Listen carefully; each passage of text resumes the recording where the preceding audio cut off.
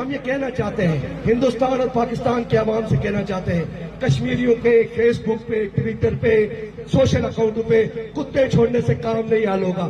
کام مسئلہ کشمیر پہ بیٹھ کے سیاسی مذاکرات کے ذریعے ہوگا اور کشمیر کی قیادت کو درمیان میں بٹھا کے یہ معاملہ حل ہوگا۔ کشمیریوں کو رائے کا، حق خود ارادیت کا، آزادی کا، حق آزادی کا موقع دے کے مسئلہ حل ہوگا، ورنہ یہ مسئلہ حل نہیں ہونے والا۔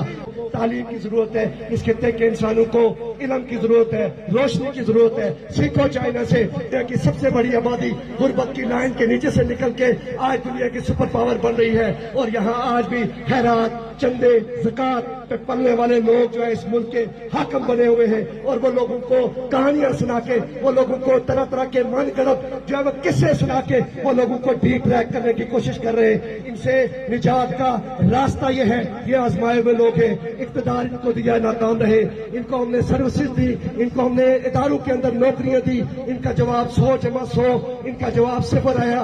تنخواہیں 1.5 لاکھ سے مراتوں میں تنخواہیں 1.5 لاکھ سے 9 لاکھ پہ گئی ممبران اسمبلی کی، جواب 0 رہا۔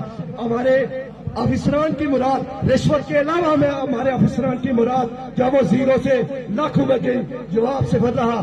اس سارے عمل کو کرش کرنے کی ضرورت ہے، اس تحریک کو نئی روح دینے کی ضرورت ہے۔ ہمیں مشترکہ مزاحمت کے ساتھ کھڑے ہونے کی ضرورت ہے، اور اس طرح کی قوتوں کا بائیکاٹ کرنے کی ضرورت ہے۔ لوگوں، اگر ہم مستقبل چاہتے ہیں، اگر ہم بہتر مستقبل چاہتے ہیں تو تیاری کریں۔ مظفر آباد سری نگر کی آزادی کا، ریاست کی آزادی کا راستہ جو ہے، ریاست کی آزادی کا راستہ جو ہے وہ مظفر آباد کی آزادی سے ہو کے جاتا ہے۔ مظفر آباد کی آزادی سے ہی ریاست کی آزادی ممکن ہے۔ اور اب پہلے ہماری حقوق کی لڑائی تھی، اب ہم برملا کہتے ہیں۔ اب ہمیں ایک آئین ساز، ایک اسمبلی چاہیے، ہمیں ایک آئین ساز اپنی زمین چاہیے، ہمیں زمین کے اوپر اپنا اختیار چاہیے، اور ہم اپنی زمین پہ اپنے اختیار کے لیے گلگت بلتستان میں، آزاد کشمیر میں اس سیاسی اشرافیہ کے خلاف، حکمرانوں کی، ایجنسیوں کی، ان فلال ان قوتوں کے خلاف ہم اعلان جنگ کرتے ہیں۔ ہم ان کے خلاف ہر طرح کی مزاحمت کریں گے، ہم ان کے خلاف ہر طرح کی لڑائی لڑیں گے۔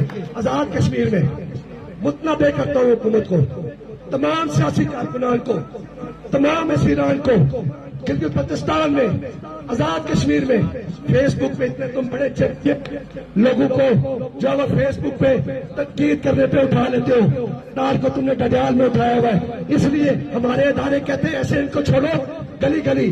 15 مئی کو ہم نے UN آفس کے سامنے احتجاج رکھ لیا۔ وہ احتجاج مجھے پتا ہے UN کا، میں ایک سیاسی کارکن ہوں، مجھے اس بات کی سمجھ ہے، تاریخ کی سمجھ ہے، پتا ہے اس بات کا یونائٹڈ نیشن جو ہے مظلوم قومیتوں کو کیا دے سکتی ہے۔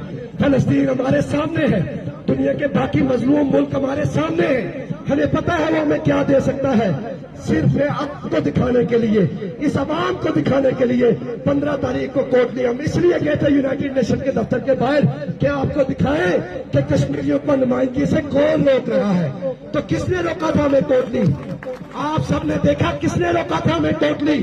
کیا کہنا چاہتے تھے ہم؟ اور وہ ملازم وہ ریلیاں نکالیں گے، لوگوں کو فون کال کر کے، جگہ جگہ علاقہ فون کال کر کے، انتظامیہ تمہیں بہت شوق سیاست کرنے کا، رشوت کھورو، دھوڑ پکڑ کے چھوڑو، آؤ چوکوں میں ہمارے ساتھ یہاں پہ آ کے پروگریس کی بنیاد پہ سیاست کرو، نظریات کی بنیاد پہ سیاست کرو۔